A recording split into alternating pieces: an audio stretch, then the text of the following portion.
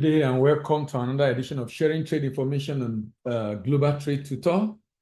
In this series of video, I'll be talking about China. Now, China is a very important country, a country that is the largest exporter in the world and second largest importer in the world. US is the largest importer in the world and second largest exporter in the world. China has become a major force in recent time, and any individual looking to do business in any country, you definitely want to do business with China, particularly sending raw materials and intermediate product to China. It's important to know that intermediate product is a big deal now in the world. Intermediate product basically means the product is not raw and the product is not finished.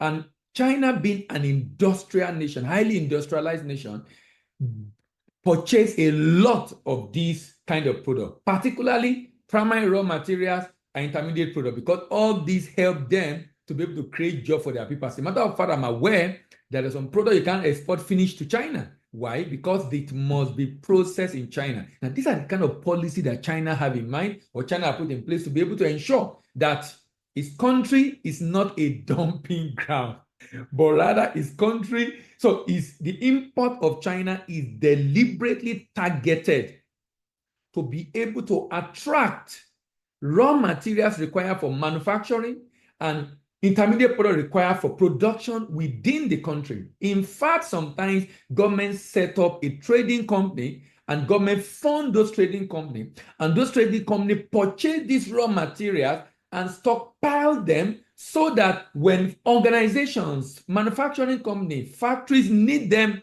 and they don't have enough cash, they can buy from this trading company. This trading company can even help them issue a letter of credit while the good is on the way. Then they can pay this trading company later. These are the kind of policy and initiative that China has put in place, beyond also the incentive that China gives to its businesses. Now, in this series, I'll be looking at, it's going to be about 20 videos, and I'll be looking at different products, from raw materials to machine and equipment, to precious metals, to transportation, to metal product, to oil product, to foodstuff, to clothing, to different products, animal product, packaged medicament, chemical product that China is importing into its country. By the way, the import volume of China is over $2 trillion. Global trade is just about 24, $25 trillion. And China alone is taking up over $2 trillion. That tells you the level of dependence of the global economy on China. So let's go. Now let's move on to other products that China imports. Now I want to talk about foodstuffs. China produces a lot of their food. I'm surprised that China import of foodstuff is about 31.9 billion, because they do a lot of agriculture. In fact, China is now producing cocoa.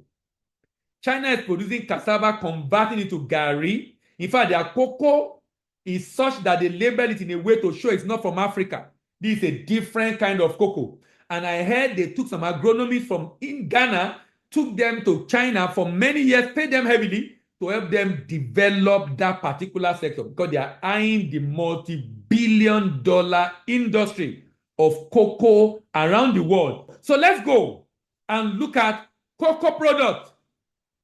Sorry, foodstuff rather, that China imports. What are the foodstuffs that China imports? Malt extra, 14.6%. Malt extra, 14.6%. Animal meal and pellet, 9.1%. Edible preparation, different processed products, edible, 8.87%. Hard liquor with high level of alcohol. And China is importing this and spending 8.1%. Other vegetable residues,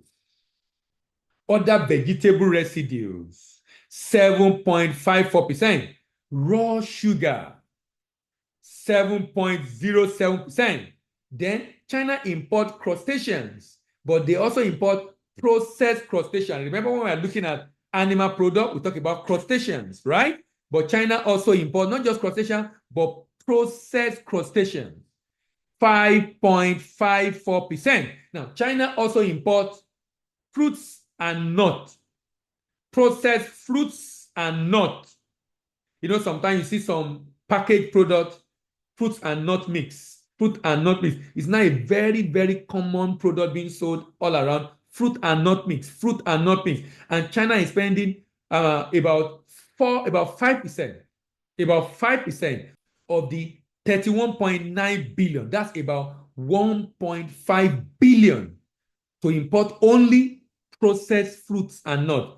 China also imports wine, and they spend about 4.39% to import wine. Now, China also imports another interesting thing, raw tobacco. The number of smokers in China, raw tobacco, 3.69%, because this will now go to produce cigarette. Animal food, 3.58%. Baked goods, you know baked goods? Like biscuit, 3.08%. Beer, the hard liquor are the one that have a high percentage like spirit. Then we have beer, 1.71%. Flavor water. You know, some people don't like drinking ordinary water because, I mean, they prefer flavor water. Flavor water. And China import of flavor water is 1.7%. Fruit juice, 1.63%. Coffee and malt extract, 1.122%. Bran, 1.22%. Pasta, 1.12%. Cocoa powder, 0.47%. Rolled tobacco, 0.5%. Prepared cereals. China does not import a lot of sauce and seasoning and prepared cereals because they do a lot of that there, and it's just about 0.6% for sauce and seasoning, 0.64%, and for prepared cereal, 0.61%. So China spent $31.9 billion importing different kind of food.